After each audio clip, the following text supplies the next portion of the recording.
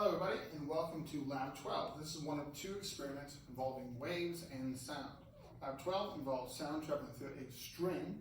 Lab 13 involves waves traveling through air, and it would resonate, make different resonant sounds depending on the wavelength of the produced wave compared to the distance from this water. I do want to point out that this lab was filmed last semester. We skipped this lab last semester. This one is going to be filmed this semester. So there's going to be sort of a difference when we watch these two. And when we watch the video for this one, I might state that we're skipping this one, right? Ignore that. That was last semester thing. They did skip it. This time we're not doing both of them. So for this lab, we have a little wave generator. And if I can turn it on, I will show you. So, can you come here? We can have a wave, and depending on the density of the string, there's going to be formulas in the lab manual. You can get standing waves. Standing waves are whenever a wave is produced on one end, travels through the medium, hits a boundary, and then reflects back. So you have two waves going opposite directions, and they either get in phase or get out of phase. Right now they're out of phase, right? The wavelength of the wave being produced doesn't match up with the density of the string, right? Or the frequency doesn't match up with the density to produce the correct wavelength, and it's decoherent. However, if I change the frequency, right, I can get different standing wave patterns to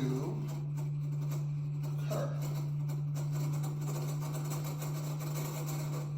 And you can see this sort of wiggling back and forth, right? Like for this one, I have 1, 2, 3, 4, 5 little wave segments. And we have modes, and we have nodes and antinodes, right? So this one is very stable. If I just alternate the frequency a little bit, you can see how it starts like wiggling back and forth rapidly, or it'll just cancel out completely, right? That's that deconstructive interference. So it's sort of very fine-tuned in how it operates. So I'm gonna go back to it. See, right, I get my little nose. So we have two parts to this experiment.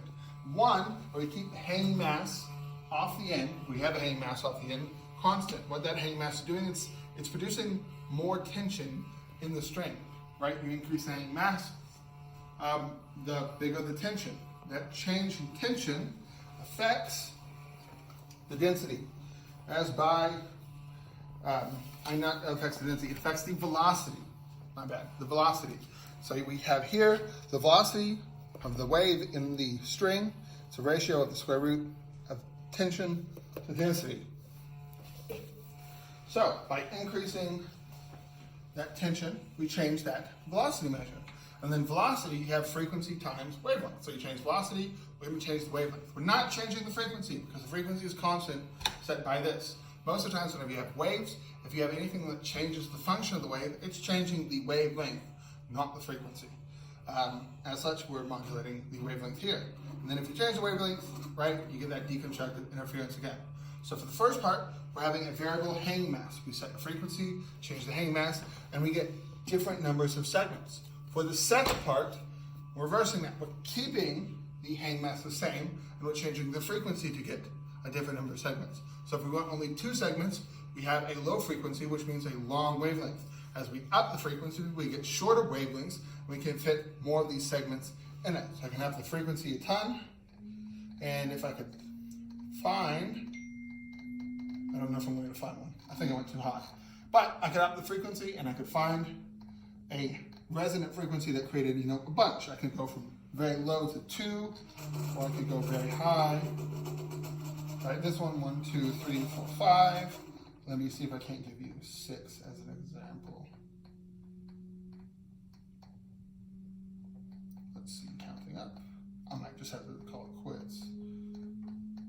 For the purposes of the video, yeah, this is taking too long. Regardless of that, you can modulate the frequency and then create more notes. So that's pretty much it. We'll give you that data and just make sure you fill everything out. Have a nice day.